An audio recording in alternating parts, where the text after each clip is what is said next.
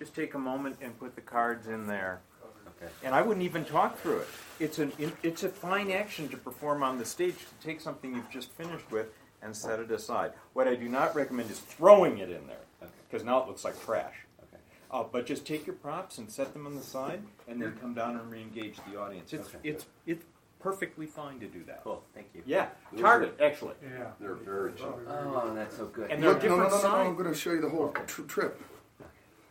That doesn't look good. But what I do, everything. Sorry. I used to use 2 side tables. I don't. What I do is I bring more of these, because these are my shirts, and I take a chair and I decorate the chair so it looks like and now I take the box and it goes there. So that's just a jacket. That's just one of these. That's cool. That's so And I have 2 on either side of the stage. Now, also, with another one of these, you have one under the table. And you can't see anything. Mm-hmm. And during a transition, when somebody's going back to the audience, I can take that and put that there. I can have 2 of them stacked on top of each other and then put one away. Do you understand? So I can have all of the goodies. You know what they call these in Asia now? McBride cubes. I'm not kidding. That's what they call them. They call them McBride cubes. I have a follow-up note, if I may. Yeah, sure. If you go to a restaurant supply place, you will find black tablecloths of different sizes. I always travel with black tablecloths so I can do this exactly on with a a chair. chair. Good idea. And they come in long sizes, short Yeah. sizes. I've got square sizes, and I can transform the space instantly into what I want. Although he can wear his. Right, yeah, no, that's even There's better. another Well, advantage. he's Then the you master. Yeah. But, you know, the dump box and black tablecloths, then you can transform almost everything and make it stage invisible. So that's... So you Yeah, I cover don't the know if you entire chair. noticed, I put Yeah. all Business expense to I put all of my routines in these. These are all over the house. When I finish a routine, they get dedicated to these. See? That's all my zombie stuff. But now I can have a routine like this. And I can have all of my props of the routine. Nail writers or for me it's like thimbles and all kinds of stuff, and I can be talking to the audience, setting up. And then when it's done, I can put the stuff in here and do that, and I got my next one ready to go. Okay. Great. Commando light. So, I'm glad that happened because it wouldn't have worked anyway. Cool. I have 2 sets of cards for different outcomes. They had gotten mixed together. Well, So, cubes. It was inevitable. yeah. Okay, look them over. They're symbols. You each should have 3, and check to make sure that they are in fact all different. All right. And I want you to mix them up. Give them a good mixing. Now, there's a number on the back side of each one of them. Make sure that the numbers that you have are all different also. And then give them a good mixing again.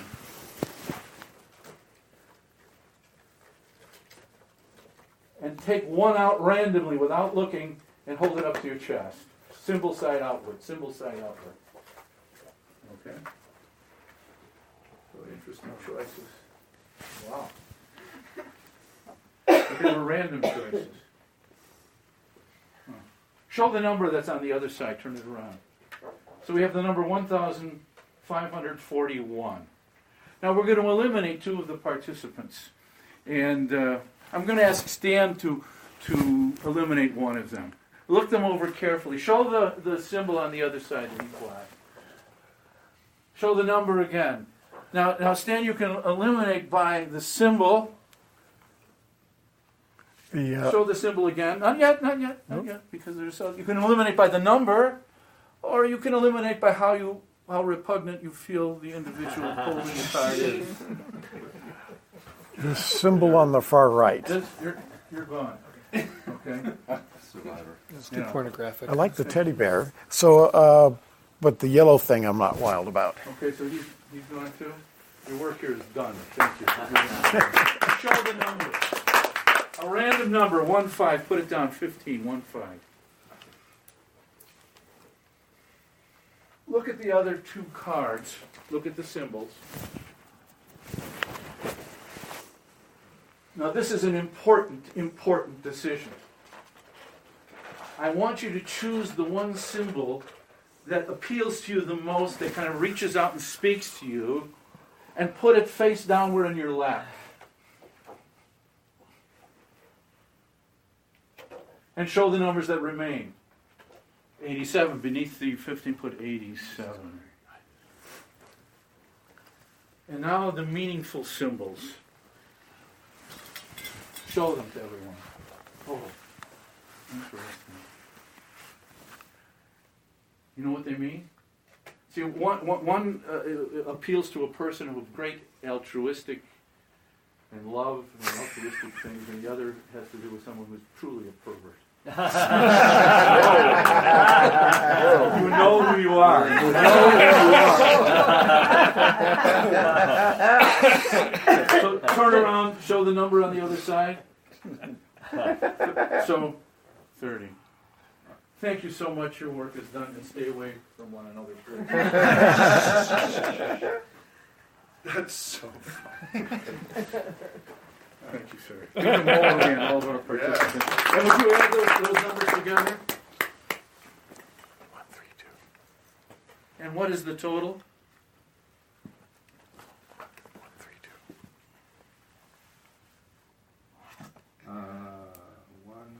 132. 132. 132. 132. A number that was totally inevitable for us. Prediction ahead of time. 132. 132.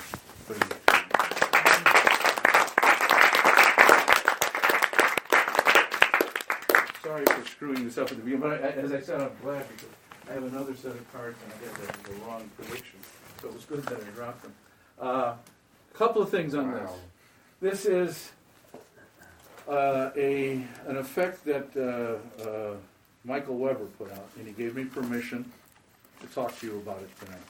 So, Michael Weber, in concert with Bob Cassidy, came up with an idea for Jack London's almost real prediction. Now, it's truly a mathematical trick. And you must understand with a mathematical trick that if you're going to present it as some big psychic thing, someone's going to say, it's mathematics. And they will, because there's a certain percentage of your audience who's going to figure this out. And so the presentation is, well, let's see, how many were fooled by this? Be honest. Okay? The preponderance of it. Okay, that's good. I didn't expect that many. It's simply a mathematical thing, and Jack London was the one who first put it into play, this principle. But if you're going to do a mathematical thing, present it more like a puzzle. If I say that it's inevitable, and someone comes up and say, I figured out how you did that, I said, of course you did, because it was inevitable, regardless of what they chose. Right. We're going to get to this answer, and that's logical, and it satisfies that person of great curiosity. So the words are, it's better to say inevitable than it is to say prediction, or free will is another way to use your free will. So what happens here, Jack London had the almost real prediction where he would use dollar bills.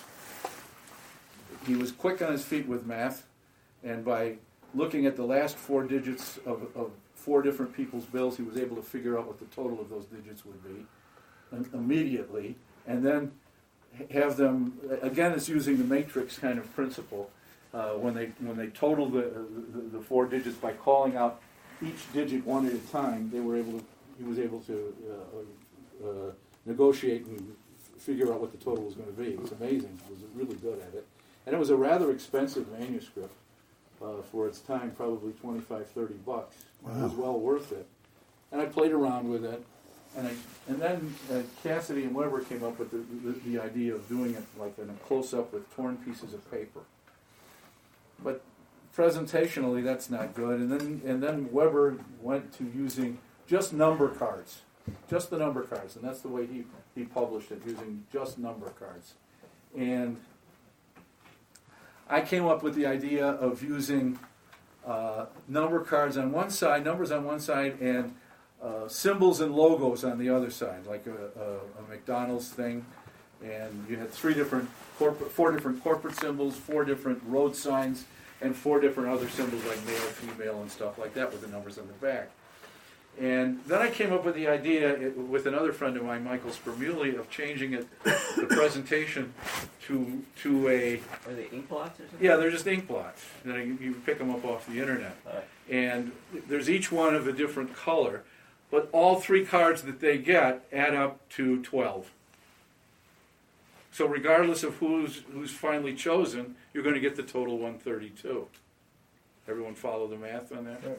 Okay. So how do you disguise it? Well, you disguise it by working laterally. And listen, first the 4 choices, and I didn't do this part of the presentation, but it's kind of fun to do. You get 4 people of totally, so you have this diversity, different, 1 female, and then we had Kabir, we had someone with a beard, so everyone looks different. And they're given these symbols, and the order that they choose them, the first one is a random choice. They mix and hold one up. So you got the first 2 digits. The problem now is you've eliminating 2, and you eliminate either by the number, the symbol, or how repugnant you think they appear, which is a funny line. There's and so much fun in it. Yeah. And so you do that, and now the 2 people who remain each have 2 cards, and you tell them to take the one card that appeals to them the most and put it in their lap. And then the other one is just what's left over. But what it does, it makes for a stronger close at the end. Rather than having the null card just be shown up at the end and not saying anything, the null card, the one that they didn't choose, is in the middle. It just makes a heck of a lot more sense. And so now you can play and do a mini reading with those last 2. And I always like the idea, the one card indicates someone, who would be chosen by someone as this grand, altruistic, loving, caring, and the other is a sex-starved pervert. and you never point it out which one is which. You just say, and you know who you are. And you do but what it does also, it takes the math out of the effect. Right. It takes and quite often when I've performed this years ago, anything like this, the person who adds up the number, and you always give it to the most sophisticated, like the CEO or something like that, and often they make a mistake in it, Eddie. They just often do that. Oh, yeah. And when they make the mistake and add the numbers wrong, like they get 172, it says 172, and I say, would you show it to the gentleman next to you? Yeah. And he corrects him because there's no pressure on him and gets the right number, 132. You go back, well, you have a big job in the company.